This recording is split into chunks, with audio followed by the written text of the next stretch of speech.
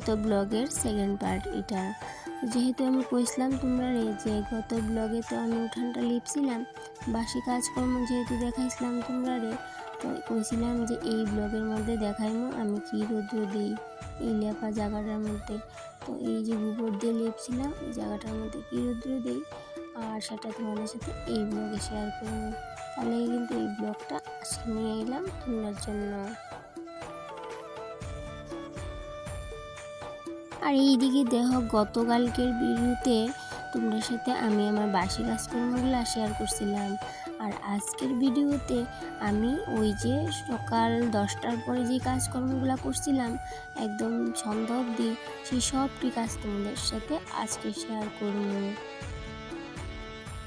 তো সকালে কাজকর্ম করার পরে কিন্তু আমি টিউশনি করছিলাম সকাল 9:30 অবধি। তো 9:30টার পর থেকে আমি কিন্তু আধ ঘন্টা রেস্ট করছি, কারণ চা খাইছি। চা খাওয়ার পরে 10টার থেকে আবার এই কাজকর্মগুলো শুরু করছিলাম। যেহেতু সকালবেলা কাপড় ভিজাইছিলাম ওই কাপড়টি তো ধুইতে হইব, তার লেগে কাপড়টি অক্ষণ ধুয়েলাম। আর কাপড়টি ধোয়ার আগে যা যা রৌদ্র দেওয়ার আসলে সব কিছু রৌদ্র দিয়ে লাগছি। আর এদিকে যে আমার একটা সোলার চার্জার আছে লাইট, ওইটারে কিন্তু রৌদ্রে বসাই দিছি, প্লেটটারে বসাই এসে এই যে কাপড় টাপড় ধুয়ে মিললেও দিলাম।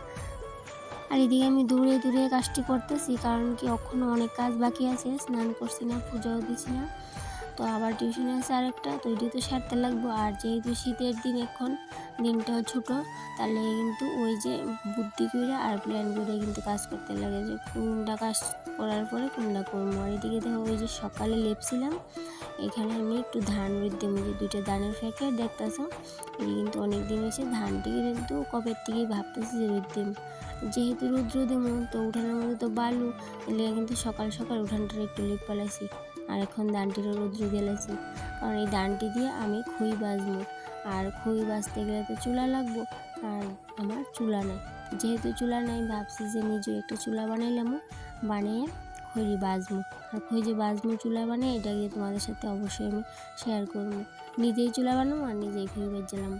আর এদিকে যাই হোক গল্প করতে করতে স্নান টান সাইডে আগে পড়ছি, কারণ কি পূজা দিতে হইব। যে 10টা ভাবছিলাম যে 10টার লগে লগে স্নান কইরা 11টার ভিতরে পূজা দিলাম। যেহেতু আমার ঠাকুর ঘর হলে 1 ঘন্টা সময় লাগে, তো ভাবছিলাম 10টার সময় স্নান করুম আর 11টার ভিতরে পূজা দিলাম, মানে আগের দিন ভেবে রাখছি। কিন্তু কাজ করতে করতে বেজে গেছে 10:30। তো স্নান করে আইলাম 10:30টার সময়, ঠাকুর ঘরে ঢুকছি। তো ঢুকে আমি ভাবছি যে পরের দিন যখন বৃহস্পতিবার আজকে ঠাকুর ঘরটা একটু ঝাইরা লাই।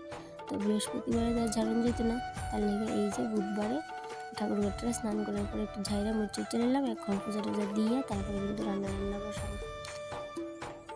তো কবে থেকে ইচ্ছে কিন্তু এই যে ধানটি ফুইরা রইছিল, এই ধানটি দিয়ে খুই বাজবো। তো যেহেতু আমার চুলা নাই, মাটির চুলা, তো চুলা বানানোর কিন্তু সুবিধাও নাই। তো ভাবতেছি যে নিজে একটা মাটির চুলা বানাবো। আর মাটি অনুভূতিটাও ভাবতেছি, কারণ আমরা বাড়ির মাটিটাও কিন্তু অত বেশি ভালো না। ভাবতেছি মাটি করতে আনতাম, একটা চুলা বানানো কিন্তু খুব ইচ্ছা। চুলাটা বানাবো, বানিয়ে কিন্তু খুবই বাজবো। তাহলে কিন্তু ধানটিও কিন্তু অনেকটা ইঁদুরে খাইতেছে, নষ্ট হইতেছে। তাহলে ধানটিরে রৌদ্র দিলাম আজকে, দিয়ে সেটা এই একটু ঠান্ডা করতে লাগবো। আর মাটির জিনিসের মধ্যে বলে রাখতাম, আমার একজন মাসিমণি দিছে যে মাটির একটা পাতিলের মধ্যে রাখলে বলে অনেকটাই ভালো হইব। তো আমিও ভাবতেছি যে একটু ভালো করে 1-2টা রৌদ্র লাগাইয়া তারপরে এই মাটির পাত্রটার মধ্যে রাখবো। আর এদিকে দেওয়া পূজা দিয়ে আইতে আইতে কয়টা বাজছে, প্রায় 12টা বাজনের 5 মিনিট বাকি আছে।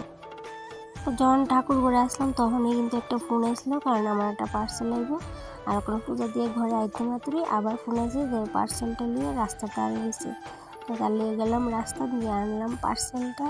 আইনে সেটাতে এমন ক্ষুধা লাগছে, তখন তরকারি আর মানতেছে না, যেহেতু সকালে খাইছি না, চা ছাড়া আর কিচ্ছু খাওয়া হয়েছে না। আর আইসি ডিম অমলেট করতাম, আয়া দেখি হলুদের কৌটা হলুদ নেই। আর এই যে হলুদের কৌটা হলুদ না থাকা কিন্তু ভালো না, কারণ হলুদ শেষ হন ভালো না কৌটাতে। আর আইডি হলুদ নাই, কিন্তু হলুদ আছে করে কৌটাটা নাই আর কি। তো যাই হোক ওই কৌটার মধ্যে আসলো একটা আদা প্যাকেট, তো ওইটা কিন্তু ঢাইলে নিলাম। তখন ডিম অমলেট করুন করে ভাত খাম, কারণ ভাত আছে আগে, তরকারি নাই। তো যেহেতু তরকারি নাই আমি কী দিয়ে খামো, তো তাড়াতাড়ি করে একটা ডিম অমলেট বানাইতেছি। তো যখন আমার বেশি ক্ষুধা লাগে, ঘরে তরকারি সবজি টবজি থাকে না, তখন আমি এরকম ডিম অমলেট বানাই। নাইলে কী করি, শুটকি থাকলে শুটকিটারে ভাজা, তারপরে পেঁয়াজ দিয়ে কাঁচামরিচ দিয়ে ডুইলে একটা ভর্তা করি, তারপরে কিন্তু ভালোই খাওয়া হয়ে যাবে। আর এদিকে দেখো কি রান্না করবো তোমরা দেখাইতেছি। এই যে একটা মাছের মাথা আছে আর লাউ কাটতে রাখছি অল্প, মাছের মাথা দিয়ে লাউটা দিয়ে করবো। আর কালকের ভাত রয়েছে দেখো কুকারের মধ্যে। তাহলে কিন্তু সকালে রাঁধছি না, যেহেতু খাওয়ানোর কেউ নেই বাড়িতে, তো ছেলে স্কুলে খাইয়েইব, হাজব্যান্ডও সকালে খাইয়ে গেছিলো গা। তো সেহেতু কিন্তু ওই যে আমার ক্ষুধা লাগছে, তার লাগে তাড়াতাড়ি করে ডিম অমলেট করতেছি, তারপরে ভাতটা খাইয়া তারপরে কিন্তু রান্না টান্না করবো। এটাই প্ল্যান লইছিলাম। আর আগের দিন রাত্রে কিন্তু প্ল্যান লয়ে রাখছিলাম যে 10টা থেকে 11টার ভিতরে স্নান টান করে পূজা দিলাম, আর 11টা থেকে 12টার ভিতরে রান্না শেষ। আর 12টা থেকে 12টা 15 অবধি আমি রেস্ট করবো, আর 12টা 15 থেকে আমার স্টুডেন্টের ওইখানে পড়াবো। কিন্তু ওই যে কাজ করতে করতে হয়ে গেছে লেট, আর কাজ আর হয়ে গেছে লড়চড়।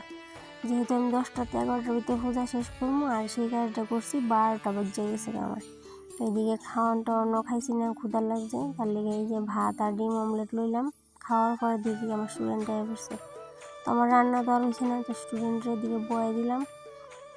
দিয়ে পরেই ভাবছি যে রান্নাটা করবো, একটু দেরি হয়ে যাবো জানি, কিন্তু কিছু করার নেই, কাজের তো লস হয়ে গেছে গা, আগে লইরা গেছে কাজের টাইমটা।